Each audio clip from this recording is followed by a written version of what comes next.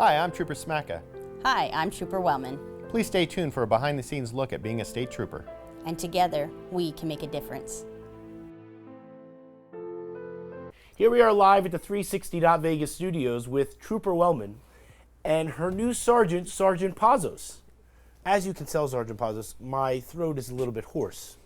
And so I will be drinking from our Trooper Talk mugs. And anybody can go to troopertalk.com and get them for free. Awesome. Because it's very important. We have to stop what people are doing. We have many problems, but one of our big problems is the wrong way driving and the impaired driving. And so it's a very, very big problem. And so I spoke to my friend, who is also a sergeant, the other day, and like I could hear in his voice the stress level because of the fact that he now is in command of other people, and there's so many things that are happening that we just can't corral all these things that are happening. So, first of all, thank you very much for coming. But talk to us about these issues, because I have yet to be able to sit down with him, friend to friend, and just hear my friend. Does that make sense? Yes. Wrong way driving is definitely a serious problem going on. I've been on the road I've been employed with Highway Patrol 13 years, and wrong way's always been prevalent in law enforcement, but I feel like since returning back to the road as a graveyard sergeant recently, the past 2 years, it's even more of a problem. I'm not sure what it is. There's probably more impaired drivers out there, obviously, because that's the correlation with the wrong way driving. They're almost always certainly impaired. So there's just more impaired drivers out there, and they're just they get on the freeway going the wrong way, and they continue for miles, without knowing. Even when cars are passing them, they're so impaired they're not realizing they're driving on the wrong side of the road. And I'll say, just an average shift on graveyard, we probably get at least 2, sometimes 3, 4 wrong way calls a night. And granted, sometimes before we get there, they realize they were driving the wrong way and correct themselves, but other times not. We're getting constant updates that they're continuing, and and we try to get there as quickly as we can, obviously, but sometimes, depending on where they are in the valley, that could be a challenge responding there quick enough to prevent them from hurting somebody. Yeah. And Trooper Wellman, we talk about this all the time. Mm-hmm. And I want to get to the personal connection that you two have, because before we got on air, it's very cool. But I want to continue with the serious issue, which is the fact that this weekend, Trooper Talk put out on every single newspaper, for you, Sergeant Pazos, on every single newspaper, for you, Trooper Wellman, on every single newspaper, we put out this message. Okay? Stay alert, prevent speeding, right?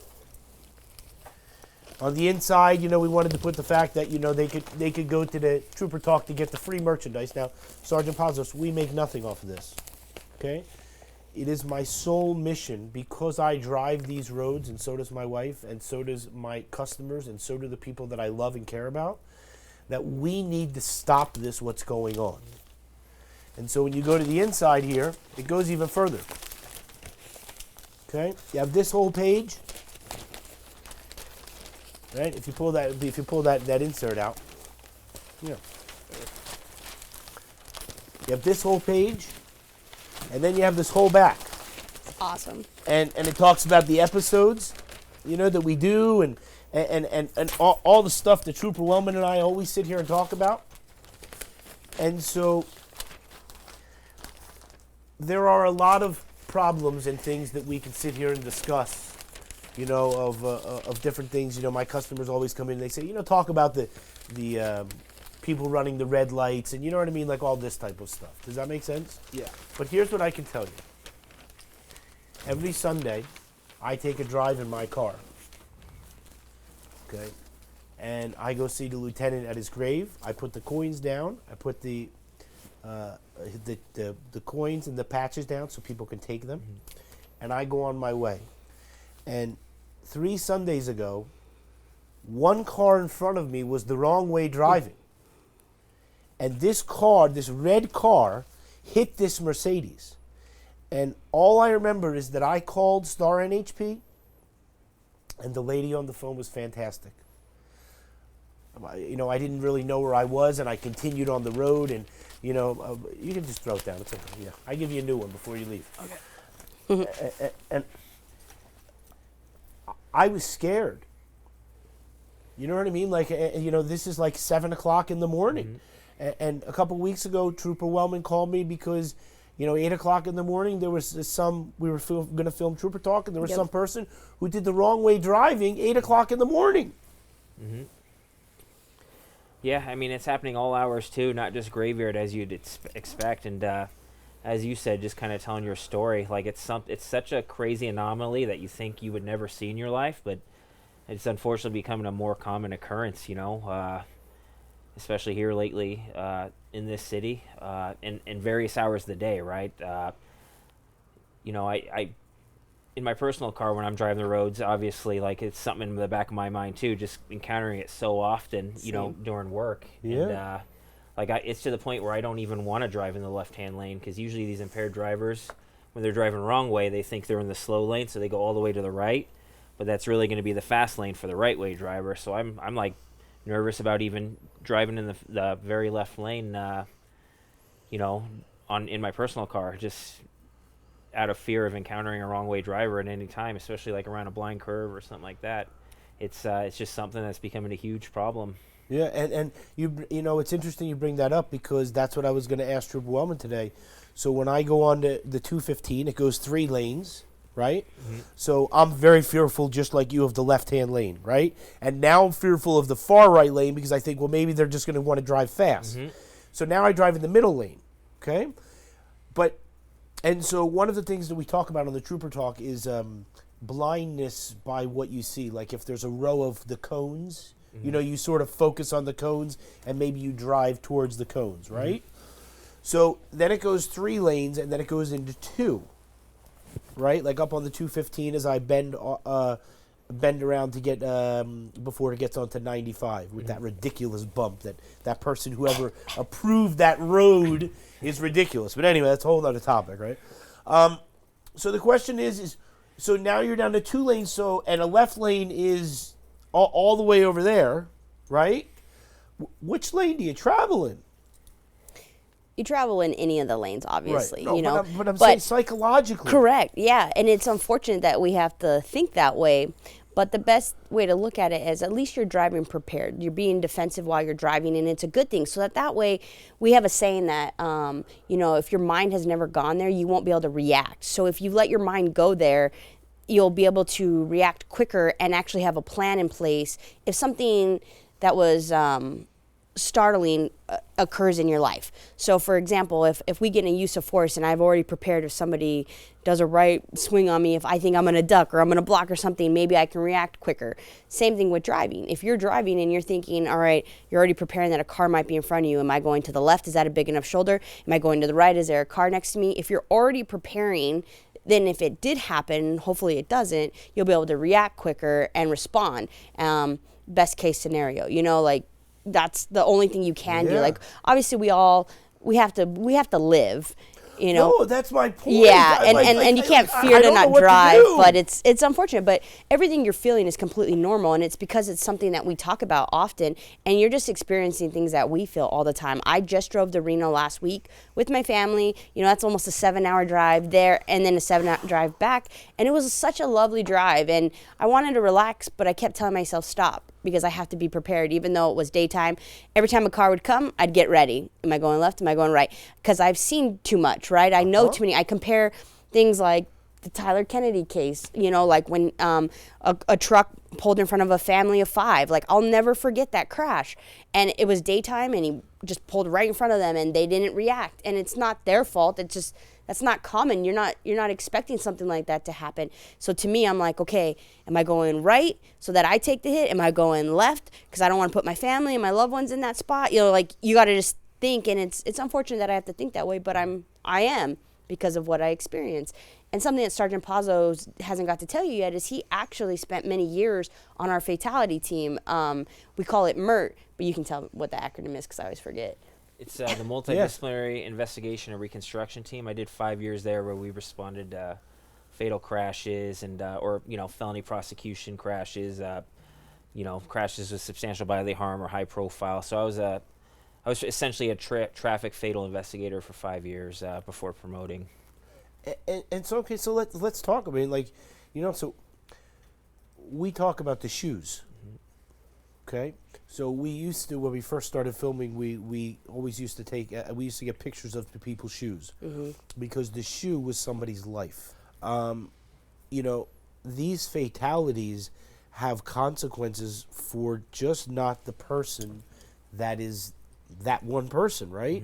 So we have the other troopers and sergeants and lieutenants who always come on, and what they talk about is the fact that, although you see all these things, you never regain 100%. So talk to us about that. Yeah, 100%.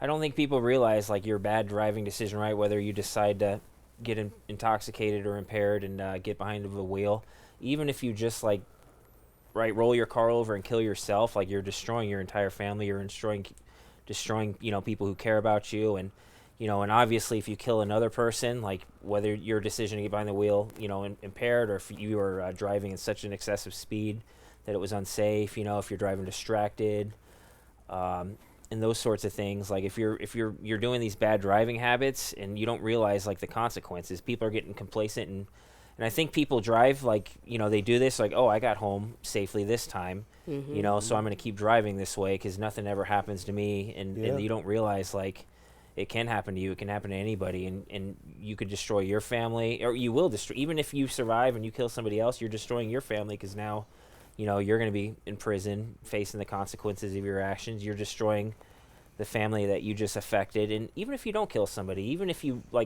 get in a serious crash and there's serious injuries, that's a traumatizing experience. You got to think about not just the physical toll on the person, but the mental toll on the victims and their families. It's very serious, how lives can be affected because of a bad driving decision you made. Just one, in a driving decision you may have made 200 times prior to get behind the wheel, and this time it just didn't work out for you. A lot of people don't realize the consequences of what can happen. Yes, it's horrible.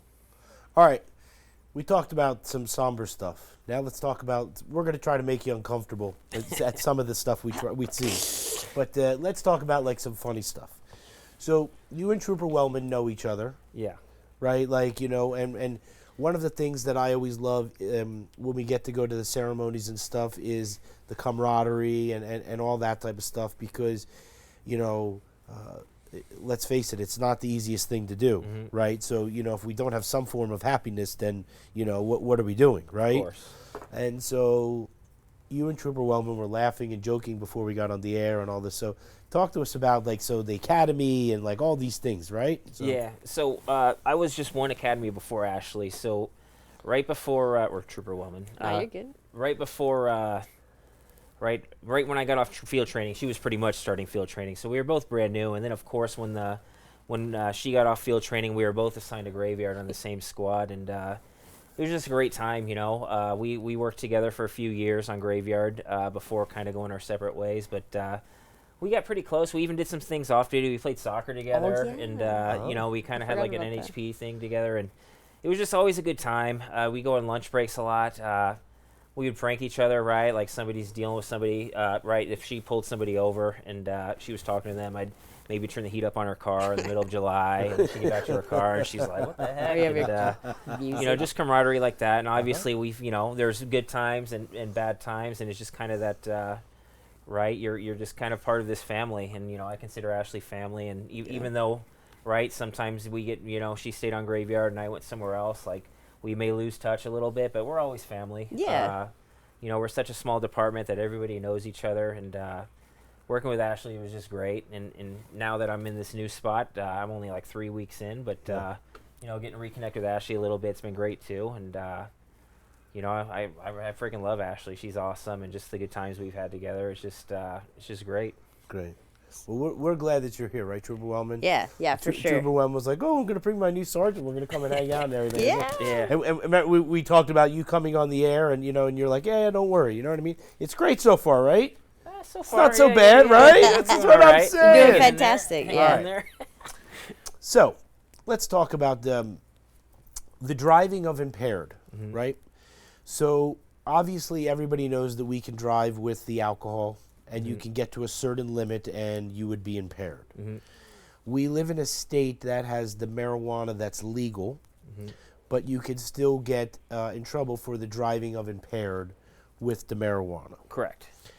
Now, when it comes to the illegal drugs, first of all, they're illegal to have, but putting aside the fact that they're illegal to have or whatever, you can still be impaired on those type of illegal drugs. Correct. We have legal and we have illegal prescription drugs that people can be impaired on, right? Yes. And so something like this where somebody has 50, I couldn't even possibly fathom what 50 pounds of meth would even look like. I'm like 200 pounds. 1/4 of me is meth. I don't know,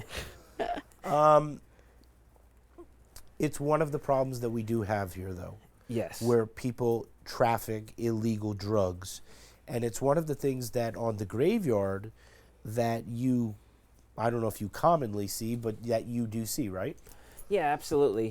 Drug trafficking is not just a problem here in Las Vegas; it's a problem everywhere. And 50 pounds is a lot of people, like you said, that's 1/4 of your body weight. Like that is a lot of drugs that is on its way to be implanted in the communities and getting into 50 pounds of meth probably affects hundreds of people, right? Like hundreds upon hundreds of people, that are probably going to buy this or take this at least, right? There are at least hundreds of people are probably going to take this 50 pounds of meth and, right, and doing bad things while under the influence, right? People don't realize, right, you think you're having a good time taking these drugs, but it obviously makes your judgment, it affects your judgment, it affects your behavior, and it's going to affect your community, it's going to affect strangers, it's going to affect, people right? And these are hundreds of people that are potentially going to be driving under the influence of this drug, which obviously meth, right, you take meth, it's going to affect your driving characteristics, and, you're potentially going to hurt somebody. Yeah, I watched the show on the TV where they have the live police officers, right? And it's craziness. Like, they just commonly pull someone over for a tail light or this, or you think like, oh, my tail light isn't working, or the headlight's not working, or whatever it might be, and like all of a sudden these people have like drugs like stashed away. And then when something horrific happens, they have to call you and wake you up because you have to go and talk to the media because somebody made the wrong choice. Yeah, I think Lieutenant Munoz now Captain Munoz, always said it best that these are poisons, and these are poisons that we want to keep out of our communities. We don't want kids to be exposed to this, especially because it's a ripple effect, and whether the people that are distributing it are causing harm or chaos through distributing it with, drug sales, trafficking, all that, or these children's parents are taking it and now they're neglecting the child, or people are driving impaired, or just nothing good comes from these poisons. And that's why it's our responsibility, as well as personal responsibility. Individuals just need to say no, and there's help out there and there's resources out there if you do need help with substance abuse, but ultimately it's our responsibility to get these poisons off the street before they actually hit our communities. And so our interdiction team does a phenomenal job with just being, I think it's like a 6-man team down south, and we have a couple more around the state, but we could always use more. But they do a phenomenal job here in town, working side by side with our surrounding agencies as well. And they're really out there trying to make a difference and keep these poisons out of our communities. Yeah, we were there when they promoted, who was it, the sergeant? He got Supervisor of the Year, Sergeant Crawford. Right, where he found all that drugs. Yeah, his team. His team, he what I'm led saying? them to success in building these cases to keep these off our streets, but as well as to keep the individuals that are bringing these into our communities as well into incarceration, because we don't ever want to how do we say it? Like, we're not going to arrest people to stop a problem. That's not going to stop a problem. We have to get it. We have to stop actually like from the root and the consumers and just like a whole thing. But Sergeant Yes. Crawford has made a huge impact on doing that, and because of his training, experience, and ability to lead his team to success. Yeah, we have to stop this stuff. Yeah. It's horrible. The Nevada Law Enforcement Memorial. Oh, we have a video.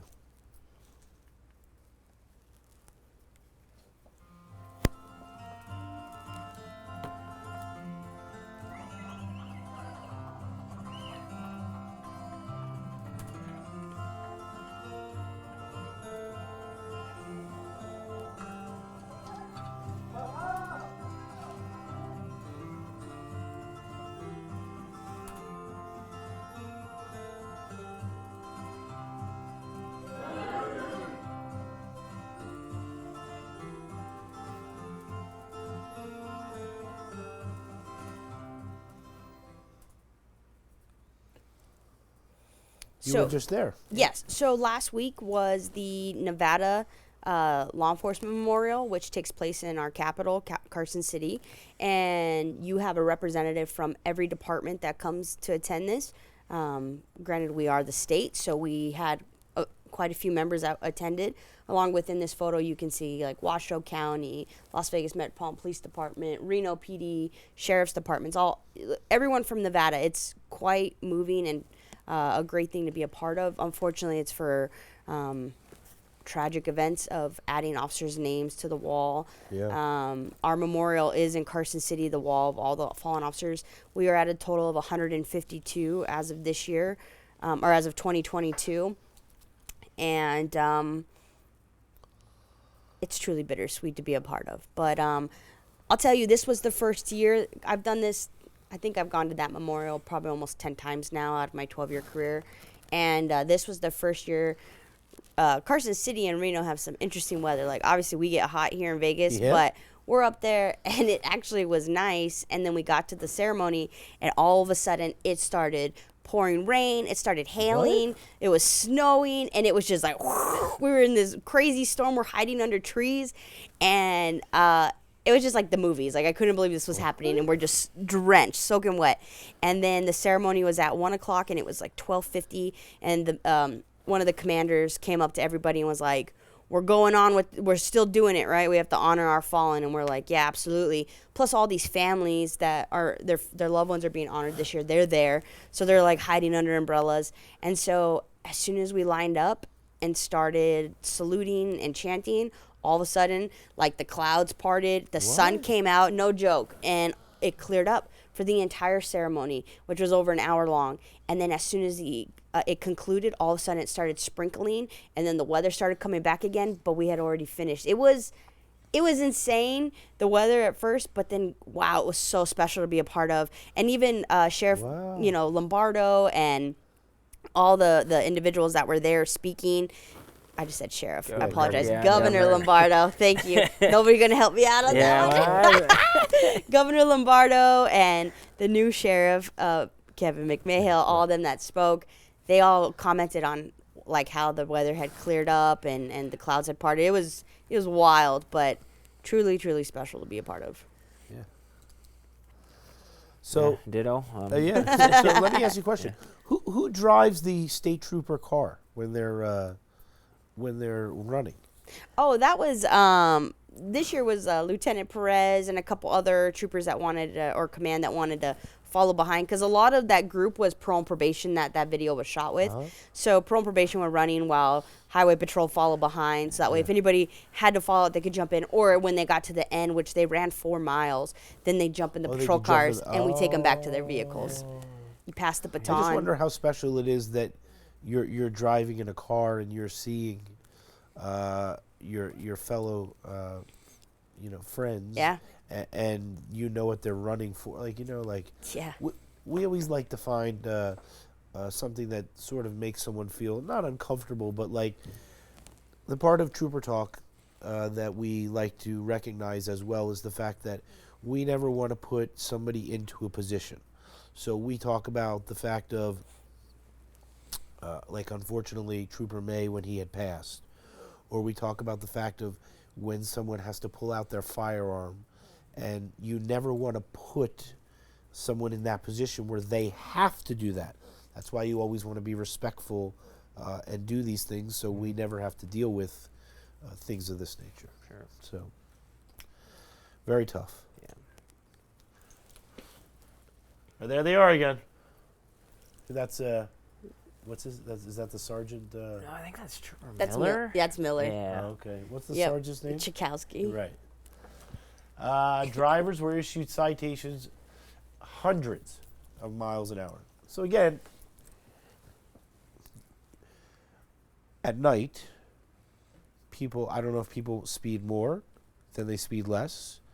I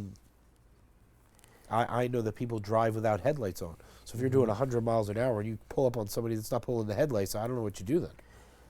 Yeah, it's especially like you alluded to at night when there's less traffic out. People think it's safer to speed when in reality, it's not. And you got to think your perception reaction time going 100 miles an hour. Like by the time you realize there's a hazard and you need a brake, you've already traveled probably 300 feet by the time you're already hitting the brakes, and then probably almost another 300 feet if you needed to come to a complete stop. So like, you know, the faster you're going, the longer it's going to take you to realize a hazard and be able to stop.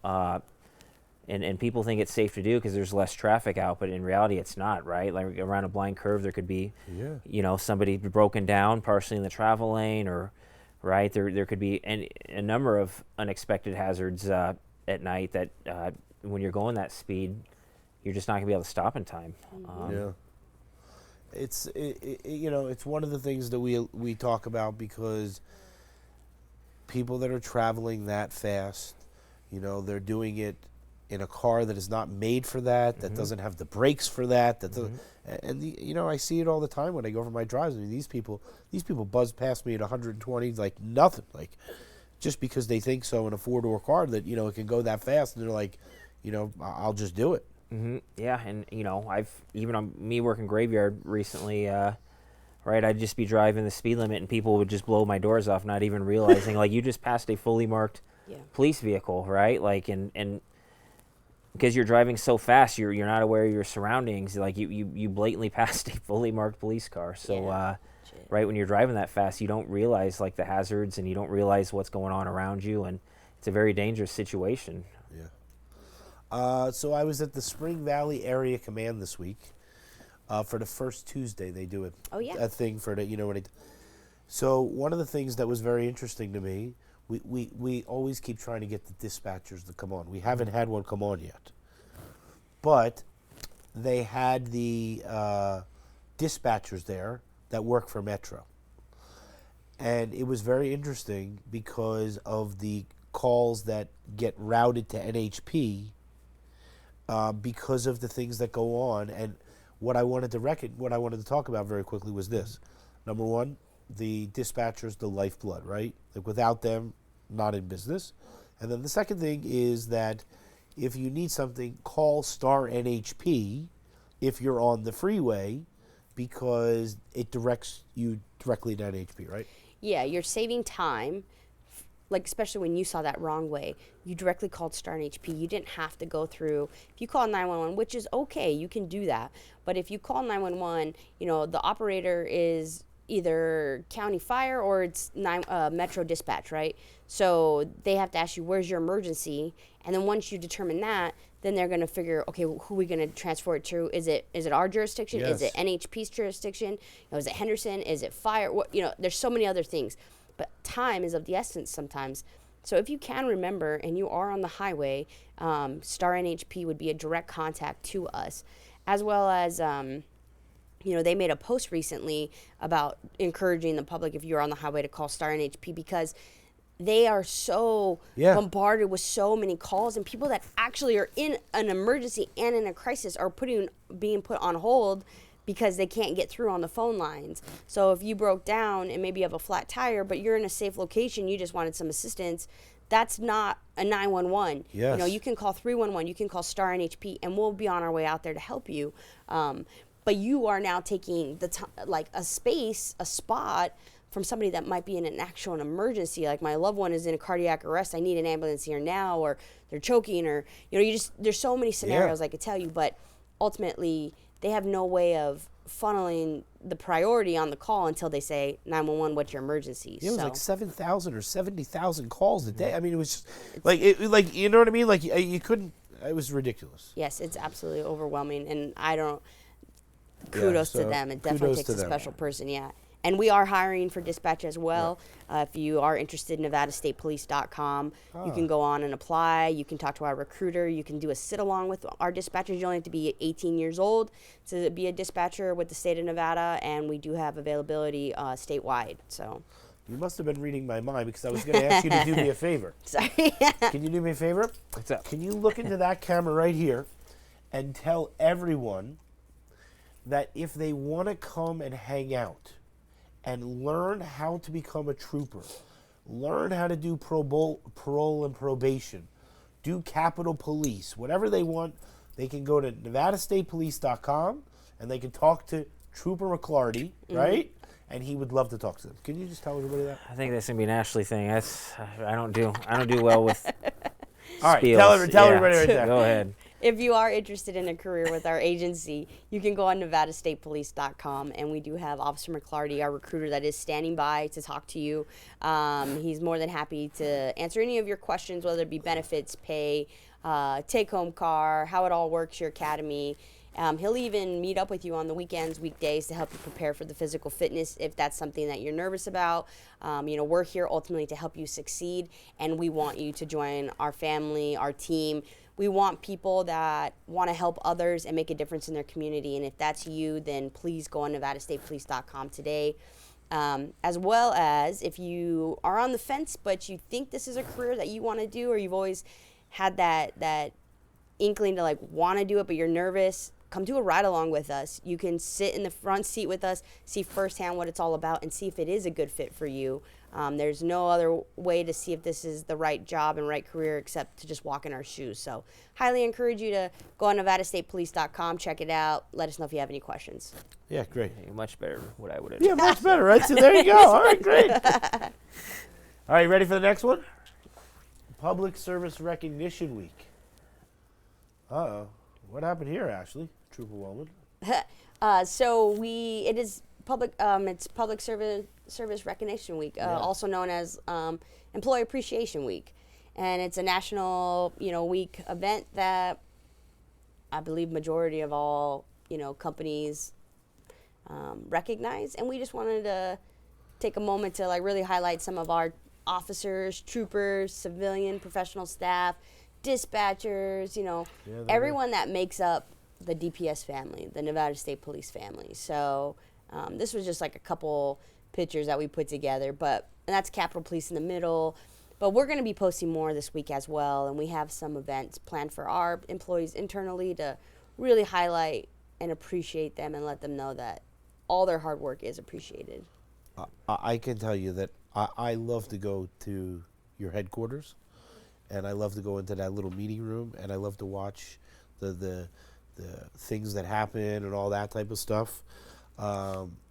It's very special.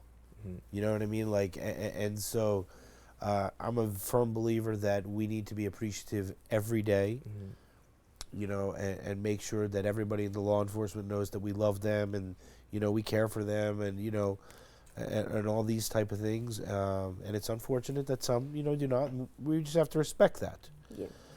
But, it's very important that we always want to show the love, and so it comes back to when someone's on a traffic stop or something like that, we just ask that you just put the hands on the steering wheel, right? Wait for the officer to come. Tell us about that.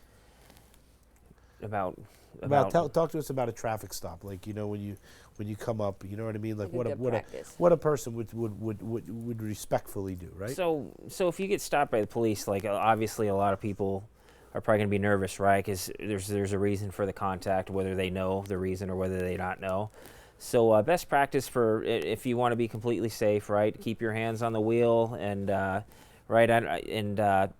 as the officer approaches, roll down your window so they're able to hear you and see you. If it's dark out, maybe turn on your lights so they can see better, just to make it safer for everybody. And when the officer approaches, right, they should identify who they are and perhaps the reason why they stopped. And it's okay if they don't tell you the reason. You can ask the reason, right? Hey, why was I stopped today? And that's fine, and we'll tell you, you were stopped because you were speeding, or you were stopped because your registration is expired, or right, something you may not even know, right? You were stopped because your taillight was out, and Yeah. right. Some people aren't, right, who goes in the back of their car when it's running. Not a lot of people, right? So you may not even know, and that's fine. So and then right, the officer will ask for your documents, and right, and then you'll go ahead and best practice maybe like, my documents are in the glove box. Can I go for them? Yes, yeah, and they'll tell you, yeah, go ahead and get your documents as asked, and right, and just keep your hands, be polite, and the officer should be polite to you as well, right? They will be polite, right? Keep your hands where the officer can see them, just so everyone feels safe at the time. And if you just follow the instructions and and give them what they're asking for, everything will be fine. So Yeah, there should be no fear. It's really amazing, because when I watch the live TV show with the police, there are so many people that are respectful. And when they come up, they're like, listen, this is so-and-so. This is the reason I stopped you. Can you give me your registration and all this type of stuff? And, and so that, can you roll down the back windows? And, it is about showing appreciation to all law enforcement all the time, but especially this week. And so that's why, this is very special. Yeah, and again, just to emphasize a little bit, it is like our entire civilian, anybody in our professional staff is who we are highlighting this week, because without them, we couldn't do our job, and that's everyone from our admin to dispatch to the people in our garage to, Oh, you must have I mean, seen it just the goes newspaper. on and on and on. I think it said that in here. Let's bring that up again. If anybody needs a copy, come and see me. See, right? Sworn officers and civilians. Exactly. Right? Yes. It's very, very important, right? Because Absolutely. the civilians play a crucial role to what it is that you do, right? 100%. We couldn't have done this without Kim, right? Yeah. And Kim is a civilian? Technically, yeah. Right. So the thing is that, everything had to be approved, and so we had to work together, Absolutely. right? So it's very important. Okay. April's Joining Forces campaign takes aim at distracted drivers.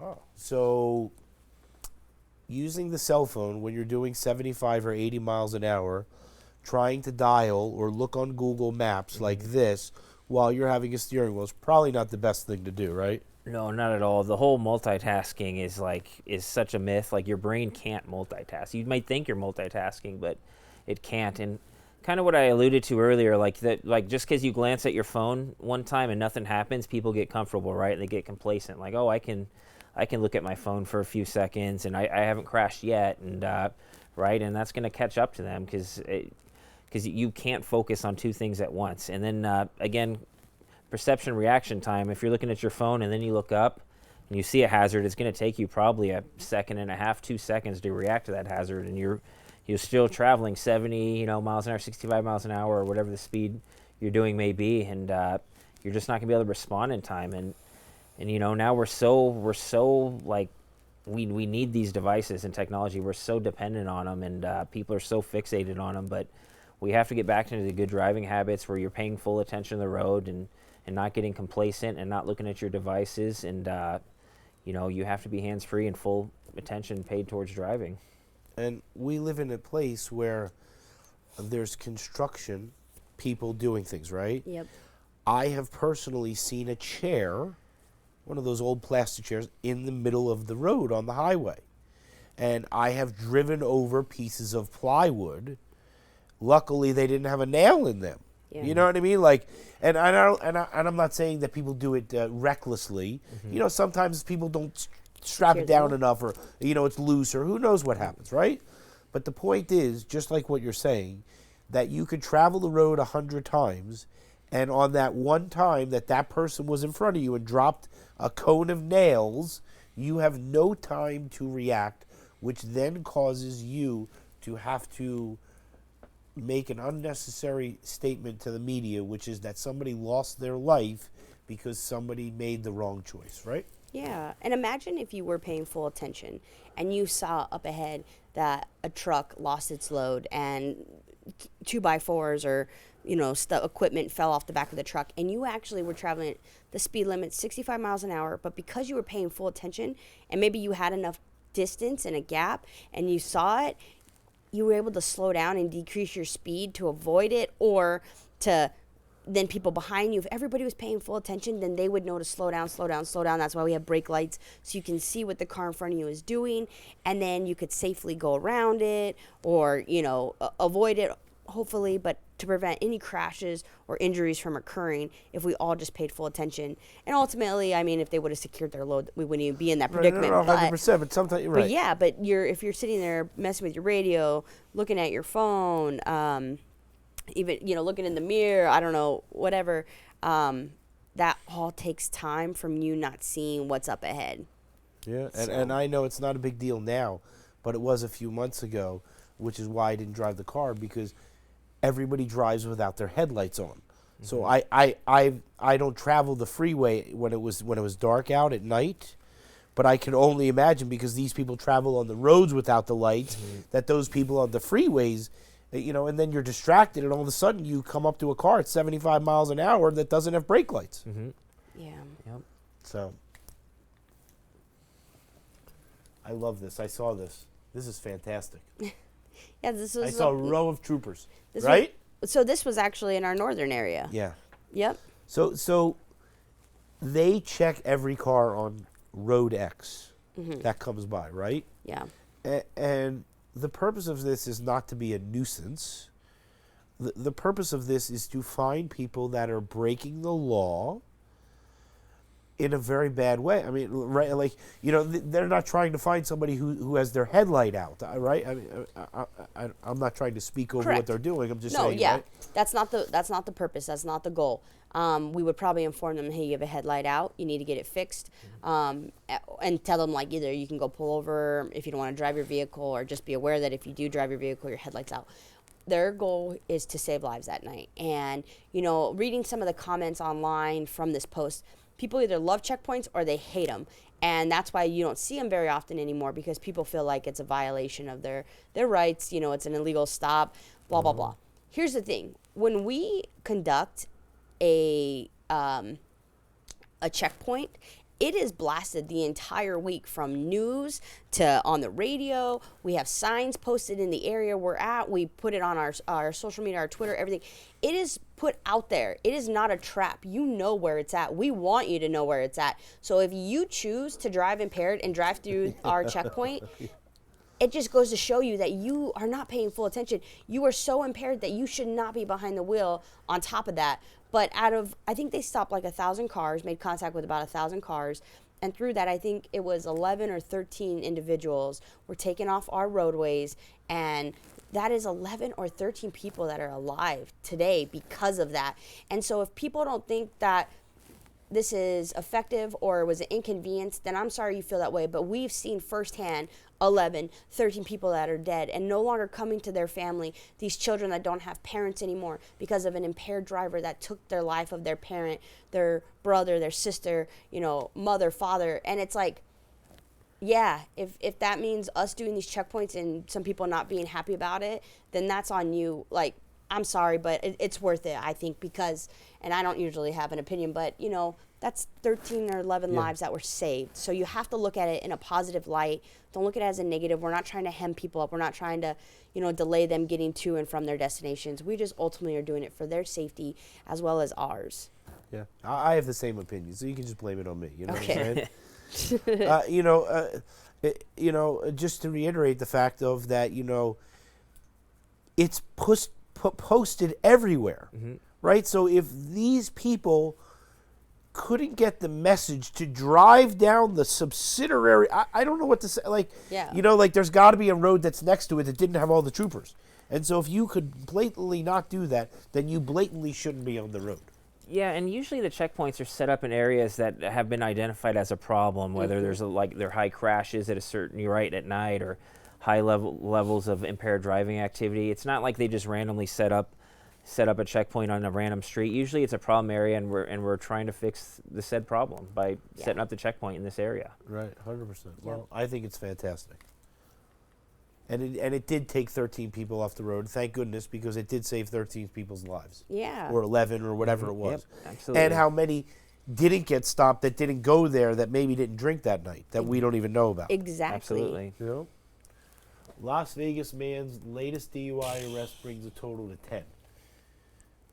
10. All I can say is, you know, like, we fight every day to do the best that we can and to ensure that the roadways are always safe and people are always safe, and you know, there's nothing about this person, you know, like, there's good lawyers, bad lawyers, you know, whatever, but like, please stop driving. You know what I mean? Like I don't know what else to say, but like, please, for the goodness of our city and our state, people that have these multiple DUIs, we live in a place where I've never traveled on the buses, but the buses seem pretty safe. They have cameras on there, you know what I mean? Like, all these type of things. There's the Ubers, there's the, you know, all these things to be able to get around. And most people live in a place where you can walk, Yeah. right? No, absolutely. Right, and I, as a graveyard sergeant, I had troopers that would be frustrated, right? They would make a drunk driving arrest on somebody, and they had, you know, priors for whatever, and they'd get frustrated at that fact that they're doing it again. But I would just tell my troopers, from our standpoint, like, you saved lives that night, and obviously there's something else going on, why people keep making bad decisions, but that's something as law enforcement, like, we just have to do what we can in that, you know, in our each particular day. We can't let stuff like this stress us out, because you just have to go out there and do your job, and if you identify an impaired driver, you know, make the arrest and take them off the road and let the system do its thing. But I mean, I'd be lying to say if it wasn't frustrating seeing these repeat offenders, and I would say we're encountering repeat offenders all the time, but as you know, I tell the troopers, right, hey, this particular night you saved a life by removing him off the roadway, and that's all you need to be focused on. Just we have to do our job one day at a time, and whatever else happens, you can't worry about that. That's interesting. I never thought about it like that. You know what I mean? Like, you know, thank goodness we got them off the roads today, right? Yeah. And then they didn't have to call you. Yeah, and ultimately it comes down to we can only do so much. And same thing with our public. We appreciate anytime you guys see something, a reckless vehicle, maybe a medical episode's happening, anything that just seems off, you are exempt from the cell phone law and can call us, Star NHP or 911, and report it. And we will be on our way.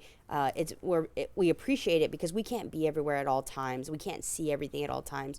So we really rely on our public and what they see as well. So thank you for that. But in a situation like this, like Sergeant Pazzo said, it's very frustrating to see, but ultimately we can only do so much. And comes down to personal responsibility and accountability. It's making the right choices and not getting behind the wheel impaired, you know? Yeah. 10 is just, that's, It's wild. yeah, I don't know wow. what to say. Let's see. We have Captain Munoz, right? Yep. Lieutenant Zink. Got Lieutenant Fickle from Metro. That's the new chief for Henderson. You got Sergeant Pete Wheeler from Boulder City. That is Sergeant, or maybe he's Lieutenant now, Cannon from North Las Vegas. All the agencies, all the Southern Nevada agencies came together to be recognized on this day for Stop DUI. Stop DUI is a nonprofit here in town. You spoke to Sandy Heverly, right? Right. Yeah. We saw her just at the last thing, too. Yep. She was directly impacted by a loved one that was taken by an impaired driver, and she made it her mission to, you know, really highlight people that are in the community making a difference to get impaired drivers off the roadways. And her goal is, you know, along with zero fatalities, to have zero fatalities, stop DUI. And so one of the things they do is they honor at the end of the year the top performers that got the most impaired drivers off the roadway. And our two, this is proud to say, our agency actually had the top 2 officers in the state of Nevada with the most impaired drivers off the roadway. And so if people you'll hear people say like, oh, all NHP does is, do DUIs or crashes, they don't really do all sorts of stuff. Well, this is firsthand what we're doing. And alone, one officer took 156 impaired drivers off the roadway, the other one 152. So you put them together, that's over 300 lives they saved alone. and who knows how many other lives they save from those possible wrong way drivers, impaired drivers, getting them off the roadway. And so it is just absolutely amazing. I've actually, because Sergeant Pazos and I, we've been on like almost 12 years. He's been on longer, and I've never seen a number that high before. And so it just shows you their work ethic. It's not that those numbers didn't exist and that many impaired drivers haven't been on our roadways. It's just we are at our lowest staffing that we've been in a really long time. And to see 2 troopers have an impact like that directly on the community just speaks volume to their work ethic and their goal to go out there and make a difference. And so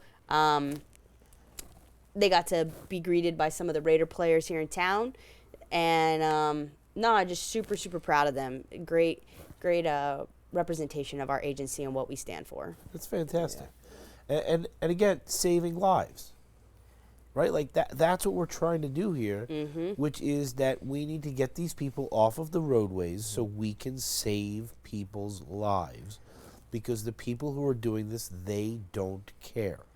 And if they did care, they wouldn't do it. Right. Yeah. The top one is Trooper Moran. I actually was his supervisor until I got this spot. I was his supervisor tell me for about it. I 2 wanna hear years, about and this.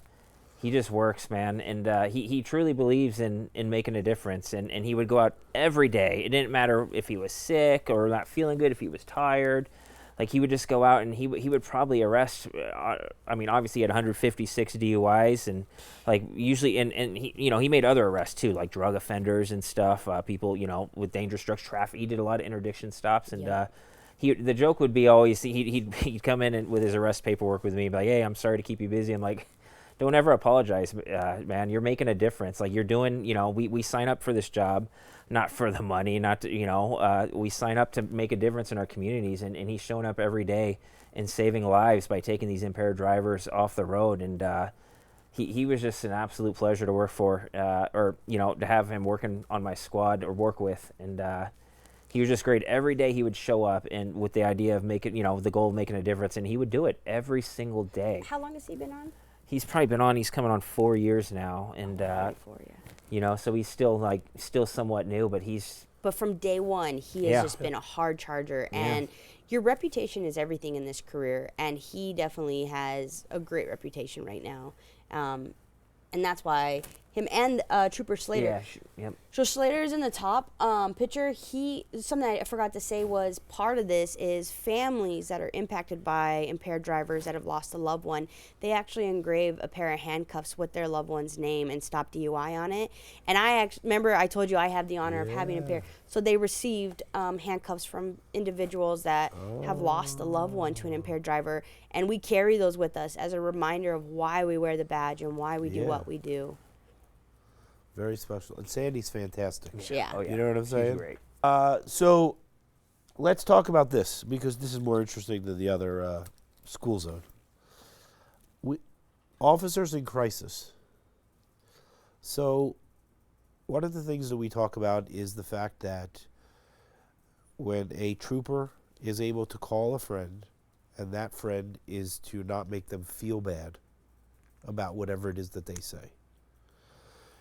And it's very, very difficult.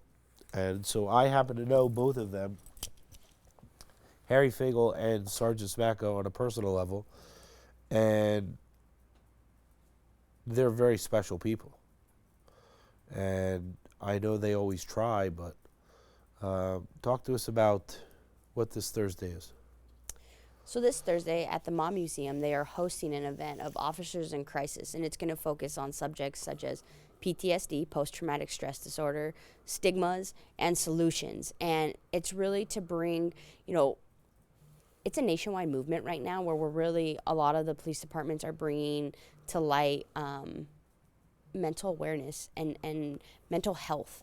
And we're actually working on a campaign right now, our agency is, because it's a real thing. And if we don't take care of each other, it's going to catch up to us. And this mentality, this stigma of, you're weak if you talk about your emotions, your feelings, or like, you're crying over that, like you're weak, you're supposed to be a cop, you're supposed to be tough.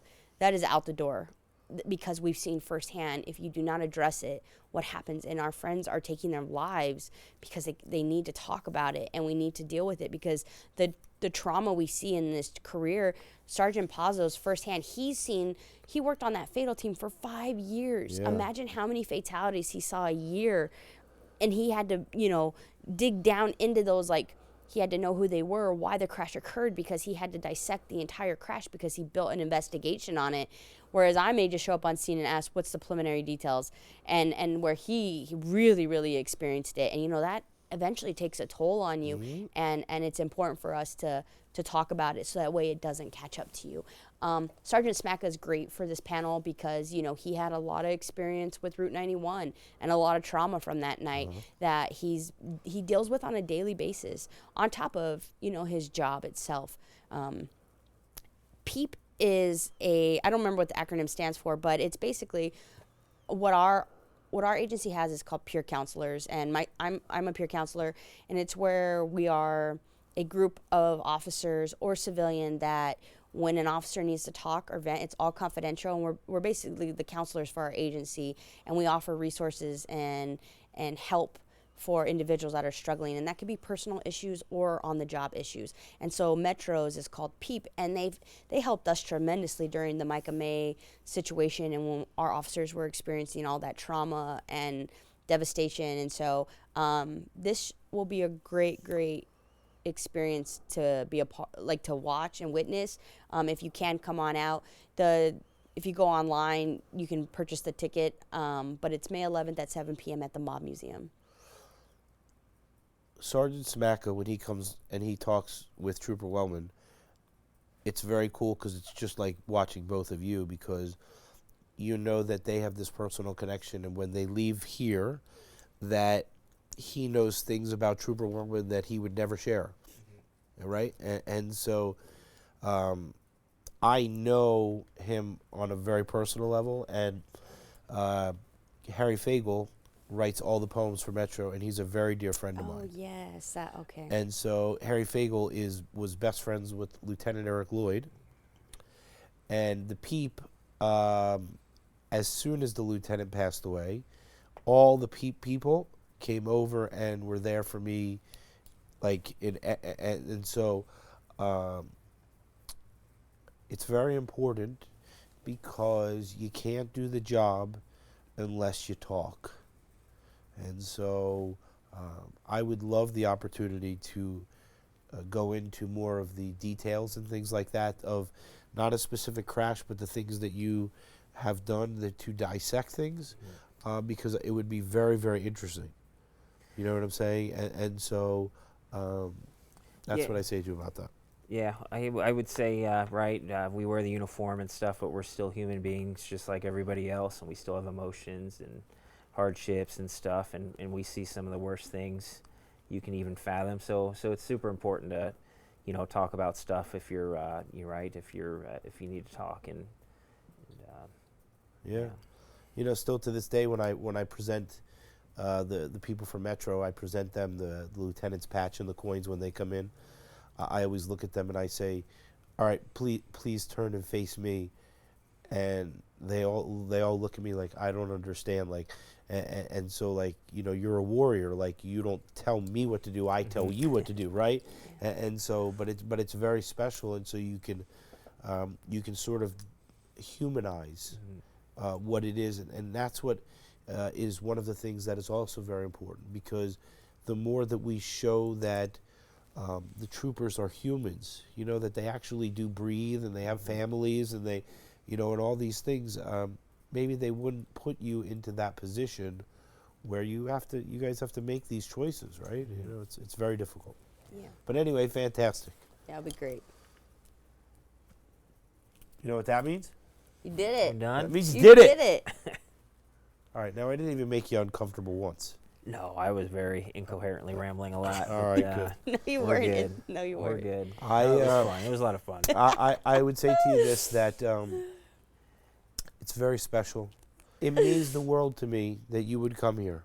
No, Okay. I was glad, and I always, I obviously I wanted to support Ashley and stuff, but no, this This was interesting. I figured I'd get sucked into it. Remember, I think I told you I was like, I'm just gonna watch y'all observe and.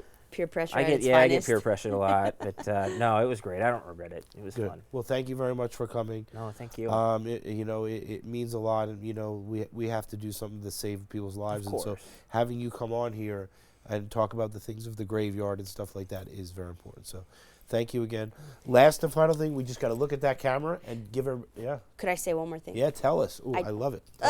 I just wanted to thank you on behalf of our agency and the community. Like, not only for everything you do, you always have a hand in a lot of things that go untold.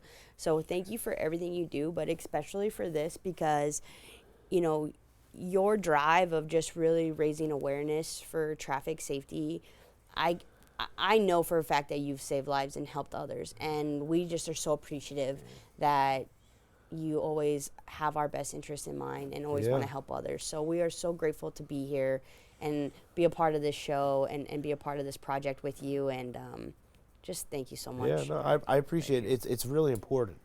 You know what I mean? Like, most people don't care. Like, my wife and I own the business, and so the business is not about the stuffing of the pockets.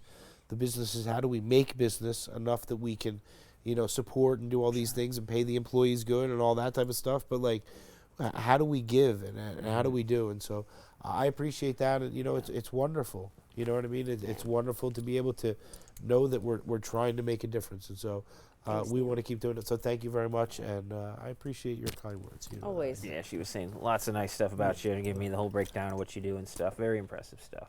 I appreciate that. And it's really my honor to meet you as well. All right, so this is the last and final thing. Now we're just going to turn to the camera and just wave. You ready? Yes. So we turn like this and we just wave and say, see you later. See ya.